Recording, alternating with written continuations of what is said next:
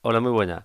Bueno, en este vídeo vamos a hablar un poquito sobre la adaptación de impedancia entre los diferentes elementos que conforman las cadenas de audio, ya sea IFI, en el mundo IFI, en el mundo profesional, en estudios de grabación, instrumentos musicales, etcétera.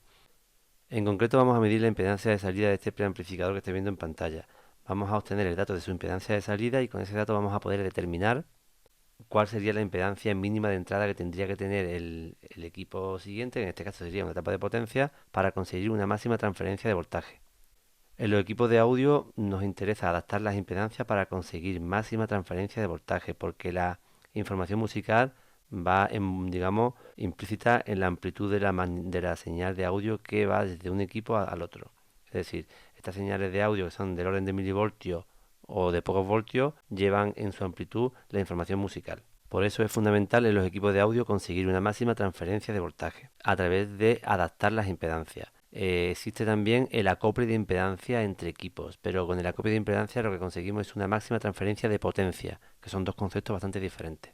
En el caso de la máxima transferencia de potencia, lo que se persigue es que la impedancia de salida del equipo del cual sale la señal sea exactamente igual a la impedancia de entrada del equipo que la recibe. Eso ocurre, por ejemplo, en equipos de radiofrecuencia, pero no es el objeto de este vídeo. En este vídeo vamos a ver adaptación de impedancia, el concepto adaptar impedancia entre los diferentes elementos de una cadena de audio.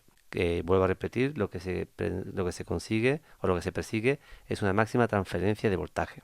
Para que exista esa máxima transferencia de voltaje, debemos de conseguir de que la impedancia de salida del equipo del cual sale la señal sea bastante más baja que la impedancia de entrada del equipo que recibe la señal. Ahí lo podéis ver. La impedancia de salida de este preamplificador debe ser bastante más baja que la impedancia de entrada de la etapa de potencia. Asegurando esto, conseguimos la máxima transferencia de voltaje. Bueno, vamos a ver un procedimiento práctico de cómo cómo medir la impedancia de salida de este preamplificador. Bueno, para medir la impedancia de salida de este equipo vamos a proceder de la siguiente forma. Nos vamos a ayudar de un generador de señales, de un osciloscopio y de un voltímetro. Con el generador de señales vamos a inyectar una onda senoidal de 1 kHz en uno de los dos canales, por ejemplo el canal derecho del preamplificador. Y en el canal derecho de salida del preamplificador lo vamos a dejar sin carga o lo que es lo mismo en vacío. Pero vamos a conectar un osciloscopio y un voltímetro que tenga capacidad para medir voltaje RMS. Vamos a ajustar la amplitud del generador hasta obtener una lectura lo más próxima posible a 3 voltios en el voltímetro. Ese valor lo vamos a anotar de la forma más exacta posible. En esta parte de aquí estáis viendo un circuito que es el equivalente a todo el preamplificador. Podríamos decir que el preamplificador equivale desde el punto de vista de la salida, equivale a un generador ideal de tensión alterna y una resistencia interna propia del preamplificador. Esta resistencia interna sería la impedancia de salida que estamos buscando. Al no existir intensidad ninguna, puesto que el amplificador está en vacío, es decir, medimos justamente en estos dos puntos estaríamos midiendo el voltaje de salida a través de este voltímetro, pues ese voltaje de vacío corresponde exactamente a la tensión interna del generador. La tensión interna del generador es igual a la tensión de vacío. Bueno, acto seguido vamos a conectar al preamplificador una carga de un valor conocido, por ejemplo una resistencia de 1 kΩ como estáis viendo aquí. Cuando conectamos en la carga de 1 kΩ, anotaremos también de la forma más precisa posible la nueva lectura de voltaje que obtendremos en el voltímetro y observaremos que la señal senoidal del osciloscopio pues siga sin distorsionarse o sin distorsión. Bueno, aquí tenéis el equivalente que tendríamos ahora de nuestra nueva configuración, es decir, del preamplificador con su resistencia de carga conectada. Efectivamente, al conectar una resistencia de carga se establece una intensidad que recorre las dos resistencias, la resistencia interna del preamplificador y la resistencia de carga. Recordad que la resistencia interna del preamplificador es la impedancia de salida que andamos buscando. Si analizamos un poco las tensiones en este circuito nos daremos cuenta que la tensión del generador se reparte entre las dos resistencias. Es decir, la caída de tensión entre los extremos de esta resistencia más la caída de tensión en los extremos de esta resistencia, la suma de las dos es la la diferencia de potencial en extremos del generador. Podemos deducir entonces que la caída de tensión entre los extremos de la resistencia interna es la tensión del generador menos la tensión de carga. Esto es importante. Bueno, ya conocemos la resistencia de carga, la caída de tensión en sus extremos y la caída de tensión en vacío, que sería la caída de tensión del generador, como vimos antes. La intensidad en el circuito la podemos calcular de dos formas diferentes. Bien, calculando, o sea, dividiendo la caída de tensión en la carga, es decir, esta caída de tensión, entre el valor de la resistencia de carga tendremos el valor de la intensidad. Pero también esa intensidad la podemos calcular dividiendo la caída de tensión en los extremos de la resistencia interna partido por el valor de la resistencia interna. Puesto que la intensidad es la misma, procedemos a igualar los dos resultados. De esta nueva ecuación conocemos tres valores. Conocemos RC, la tensión en carga y la tensión en la resistencia interna, puesto que esta tensión es la tensión en vacío o del generador menos la tensión de la carga. Es decir, conocemos este dato y este dato. Solamente nos quedaría por conocer la impedancia de salida o resistencia interna. Operando un poco, despejamos la resistencia interna y aquí tendríamos el valor. Aplicando esta fórmula obtendríamos la impedancia de salida del preamplificador. Vamos a verlo ahora, vamos a montarlo de forma práctica. Este mismo preamplificador con la instrumentación. Obtenemos las lecturas y los valores del voltímetro y hacemos el cálculo para obtener la impedancia real de salida del preamplificador. Bueno, en electrónica lo mejor que podemos hacer es pasar de la teoría a la práctica. Para mí es el único camino que hay para aprender electrónica. Practicar. Bueno, aquí estáis viendo todo el sistema montado. Tenemos el generador de señales, que estamos generando una señal de 1000 Hz, que estamos inyectando en una de las entradas del preamplificador. El preamplificador lo tenemos a máximo volumen, control de tonos anulado, y en la salida, que es este cable que viene de atrás del equipo, hemos conectado el voltímetro y el osciloscopio. En el osciloscopio debemos observar de que la señal no presente ningún tipo de distorsión o de recorte, si no lo que estamos haciendo no valdría. Y debemos de garantizar con la amplitud de la señal de entrada al preamplificador, debemos de regular la amplitud de esa señal para garantizar una tensión aproximadamente de 3 voltios a la salida del preamplificador en vacío. Con esta señal, con este voltaje tendríamos suficiente para atacar a cualquier etapa de potencia comercial. Este voltaje que estáis viendo aquí, que veis aquí en el display del multímetro, corresponde a la tensión de vacío del preamplificador, porque la resistencia de carga que está aquí aún no está conectada. Veis que la tengo desconectada. Este valor de voltaje lo apuntamos.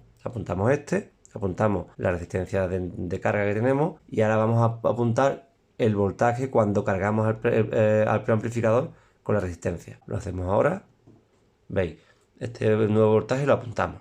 Y observamos también que la señal senoidal pues no manifiesta ningún tipo de distorsión. Bueno, con esos tres valores podemos calcular ya la impedancia de salida del preamplificador. Yo lo he hecho antes, aquí lo podéis ver. Estos eran los valores que obtuve antes y aplicando la fórmula me da una impedancia de salida de 93 ohmios. Ya sabemos que este equipo tiene una impedancia de salida de 93 ohmios. Para que hiciéramos una conexión perfecta entre este equipo y el siguiente, es decir, la etapa de potencia, y consiguiéramos una máxima transferencia de voltaje, necesitaríamos que la impedancia de entrada de la etapa de potencia fuera como mínimo 10 veces superior a esta.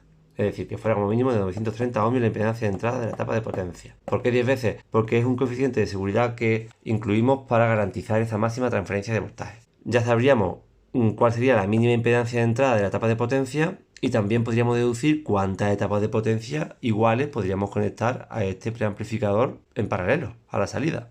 Si por ejemplo tengo dos etapas de potencia que tienen una impedancia de entrada de 5000 ohmios cada una, pues al ponerla en paralelo ya sabéis que queda una impedancia de 2500 ohmios y la podríamos conectar a este preamplificador porque estaría por encima de los 930 ohmios, del mínimo de 930 ohmios. Es decir, podríamos conectar etapas de potencia cuya impedancia de entrada sea superior a 930 ohmios. Aquí lo he puesto. Si ponemos dos en paralelo, como he dicho antes, y el paralelo de esas dos, o 3, o 4, o 5, está por encima de 930 ohmios, pues hacemos una adaptación de impedancia correcta entre este equipo y las etapas de potencia. Pero, por ejemplo, si tuviéramos dos etapas de potencia que tuvieran una impedancia de entrada de 1000 ohmios, al ponerlas en paralelo y conectarla a la salida del preamplificador, pues no habría una máxima transferencia de voltaje. ¿Por qué? Porque las dos etapas de potencia de 1000 ohmios conectadas en paralelo tendríamos una impedancia equivalente de 500 ohmios. No serviría esta conexión. No estaríamos haciendo una conexión correcta. ¿Vale? Bueno, pues ahora vamos a ver lo siguiente. Vamos a mirar el manual de servicio técnico del fabricante de este equipo y vamos a ver qué impedancia de salida nos indica para ver si lo que hemos hecho es correcto o no. Y por último también deciros que lo suyo y lo óptimo sería de que hiciéramos esta prueba con diferentes rangos, o sea, en diferentes frecuencias, ¿no? A lo largo del espectro de audio en diferentes frecuencias, por ejemplo en 100 Hz, en 1000 como está ahora, en 2000, en 5000, en 15, en 10.000, en 15, en 20, ¿no? Y graficar la impedancia de salida en función de la frecuencia de entrada. Con eso hay que tener cuidado con el multímetro que utilicemos. Si el multímetro no tiene ancho de banda suficiente, los valores serán erróneos. Necesitaríamos un instrumento de precisión que garantizase un ancho de banda de entre los 20 Hz y los 20.000 Hz. Bueno, también nos podríamos valer del voltaje VRMS que nos indica el osciloscopio, ¿vale? Bueno, pues vamos a ver el fabricante qué impedancia de salida nos dice que tiene este equipo. Nosotros hemos calculado que tiene una impedancia de salida de 93 ohmios. Aquí tenemos el esquema del preamplificador y junto al esquema tenemos las características técnicas o especificaciones que nos brinda el fabricante. Vamos a ver si por aquí encontramos lo que es la impedancia de salida del preamplificador. Bueno, pues ahí estáis viendo. Tenemos las sensibilidades de la entrada de fono, de la entrada de auxiliares de cinta y de radio. Tenemos la relación señal-ruido, el máximo voltaje de entrada para las cápsulas, la respuesta en frecuencia para las diferentes fuentes. Y aquí tenemos la salida y el voltaje de salida y la impedancia de salida. Vemos que en la salida pre-out, que es la salida del preamplificador donde hemos hecho la medición, nos dice que el voltaje de salida es de 1 voltio o 1000 milivoltios y efectivamente, aquí lo estáis viendo, 100 ohmios. A nosotros la medición nos ha dado 93 ohmios teniendo en cuenta que no disponemos de instrumentación profesional de laboratorio, pero bueno, la medición es bastante aproximada. 93 ohmios nos ha dado a nosotros y el fabricante nos indica 100 ohmios. Es un valor de 93 bastante próximo al real. Bueno, espero que este vídeo os haya gustado y en el siguiente vídeo vamos a ver cómo medir la impedancia de entrada de una etapa de potencia.